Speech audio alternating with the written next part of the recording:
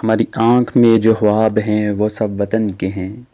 ہماری آنکھ میں جو خواب ہیں وہ سب وطن کے ہیں، یہاں جو گوہرے نیاب ہیں وہ سب وطن کے ہیں، وطن کی آن پر قربان کرتے ہیں دل و جان بھی، ہمارے پاس جو اسباب ہیں وہ سب وطن کے ہیں، کہیں امید کی کرنیں دلوں میں روشنی کر دیں، کہیں امید کی کرنیں دلوں میں روشنی کر دیں، کئی جذبے بہت نایاب ہیں وہ سب وطن کے ہیں۔ ناظرین اکرام السلام علیکم، میں ہوں محسن علی اور آپ دیکھ رہے ہیں گریٹ مدینہ۔ ناظرین اکرام،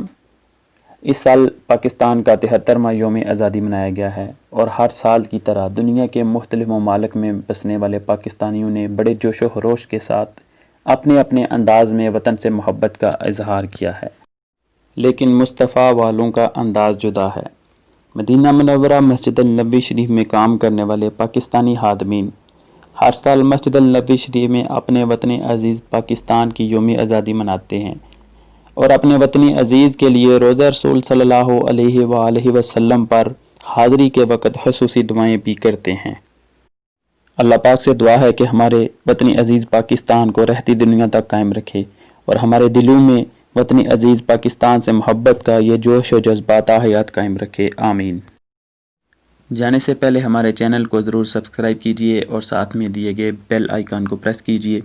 تاکہ ہر نئی ویڈیو کا آپ کو نوٹیفیکیشن ملے۔ اب ہم آپ سے ملیں گے ایک نئی ویڈیو میں، تب تک کے لیے اللہ حافظ۔